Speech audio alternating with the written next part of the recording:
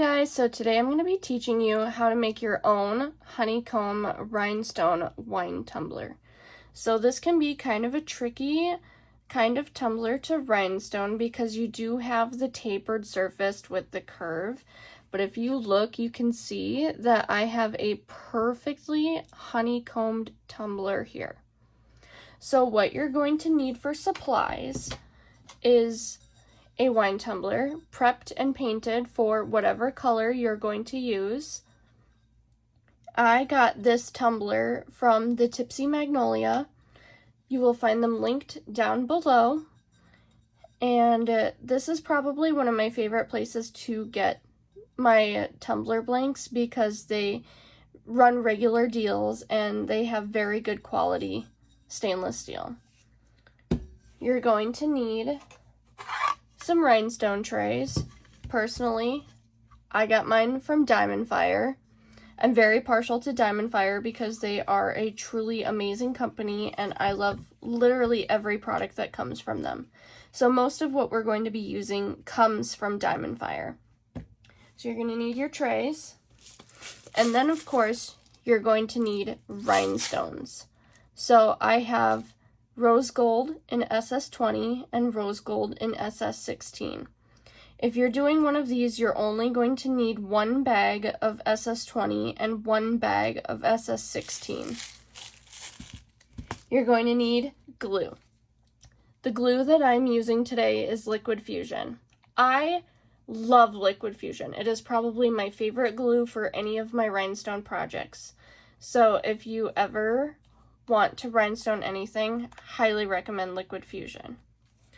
The only thing that sucks about it is I don't like this tip. Too much glue comes out of this tip, but luckily Diamond Fire came up with a solution for that, and they have precision tip bottles. These are super helpful because you have a very small precision tip where you can squeeze the glue out of the bottle and you're not going to flood your project with too much glue. It comes with a pin, but I was kind of dumb and I lost it, so I'm just using a sewing pin for now. And then you're going to need a wax pencil. Now I just got these off of Amazon, but Diamond Fire also has some too. So all you need is just one pencil. We're probably not going to have to sharpen this too much. It's a very easy project. So what I'm going to first do is I'm going to take my SS20 and I'm going to pour some into my tray. These are just some square containers that I got off of Amazon. I can link them down below, but otherwise I usually just keep my rhinestones in the bag that they come in. So you're going to use the ridges of your tray to flip your rhinestones up. And then you're going to grab your tumbler. Personally, I just kind of stick my hand into the tumbler because then I can rotate it as best as I want. Some people use stands, some people hold on to it like this, but I just kind of like to shove my hand in there. And if you have any questions on how to prep and paint your tumbler, I will be posting another video at a later time, so stay tuned for that. But I just painted it about the same color as the rose gold that I'm going to be using. And you'll see right here, I didn't paint all the way to the edge of the tumbler, and that's because I like to leave a silver lip so that first row, none of the painted color will be showing between the rhinestones. So you're just going to take your glue and draw a line, and you want to rhinestone these as tightly as possible for your first row. As we go farther along for the rows, they will kind of start spacing out a little bit. So the more that you can fit in one row for your first row, the better. So I'm just going along, and I kind of like to slide it a little bit because when you push down, that glue is kind of spreading out beneath the rhinestone a little bit.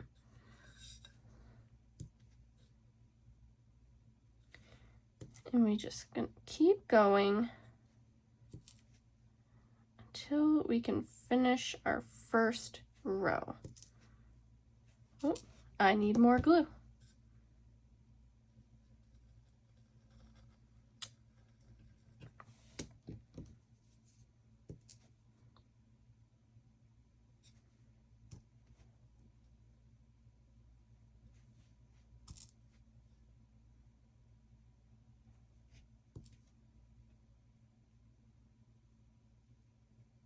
It does take a little bit of concentration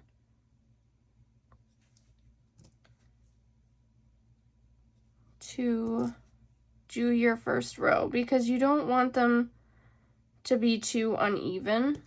You want it to be nice and straight. So you want to take your time with your first row, but also your glue dries very quickly. It doesn't have a super long working time. This isn't epoxy. This is like, imagine Elmer's glue. It doesn't take too long to dry.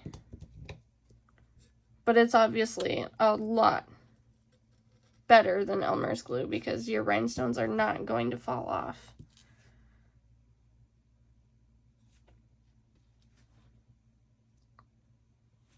So we're just going through.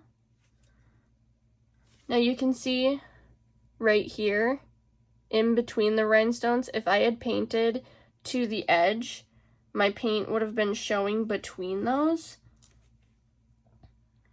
And that's why I like to not paint all the way to the edge of the tumbler.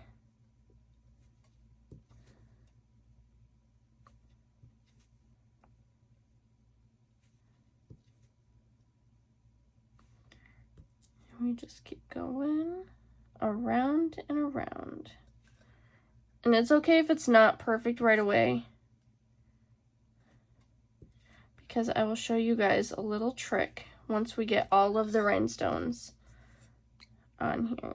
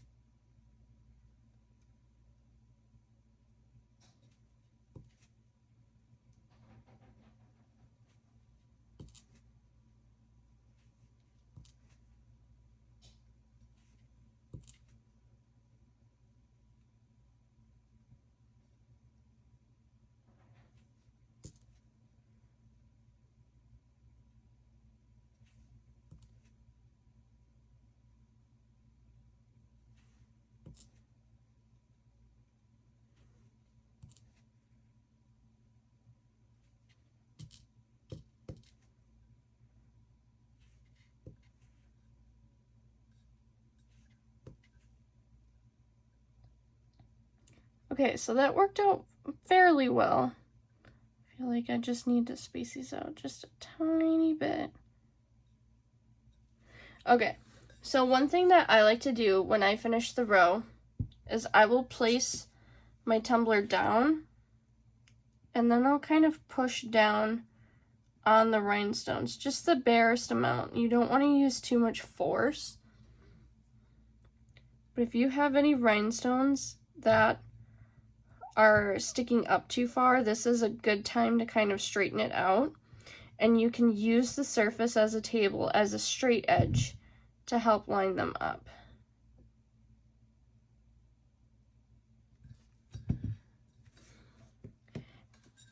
And you want to let your base row dry for at least 30 minutes. Because if you have a very solid base row, that means that when you go to add that next row of rhinestones and you kind of push down against it, then you are going to have a solid row that's not going to give or move on you. I'm just adjusting a few of these rhinestones ever so slightly, because if your base row is not straight, then that will mean your whole tumbler can get off. And you want your rows to continue to be as straight as possible throughout the tumbler. So I'm going to set this down, and I'm going to walk away for 30 minutes, and then I'll come back. Okay, now that I've let it sit for a while, I'm going to show you that there are two methods that you can use for adding glue. So there is the glue dot method, where you just make a bunch of dots, and you want to put them in between the two rhinestones. That's why it's called honeycomb method. So then you just push the rhinestone in, and you're just going to keep going around and around.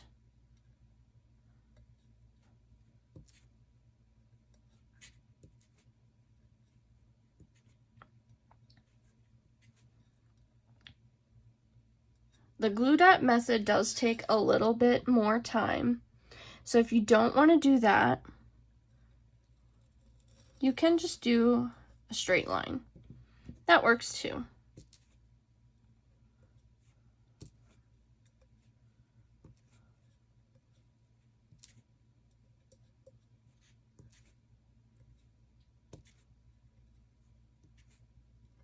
And you're just going to keep going around and around.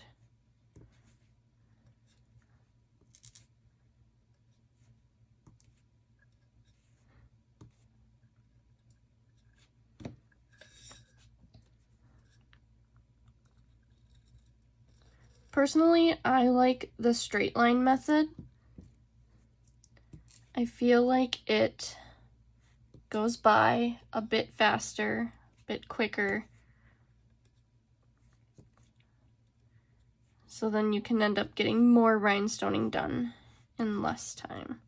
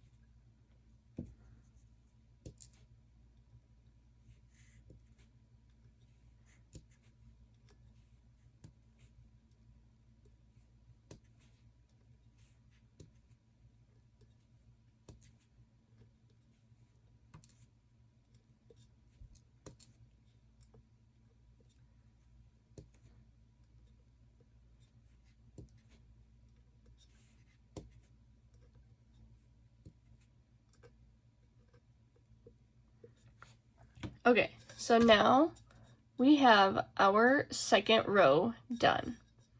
So what you're going to do is you're just going to keep rhinestoning till you get to about here, and you're going to notice as you keep going, the taper is going to slightly spread your rhinestones out just a little bit. But then once we get to this point, we're going to try and utilize that taper and introduce some other rhinestone sizes. So I'm going to speed through until we get to that point.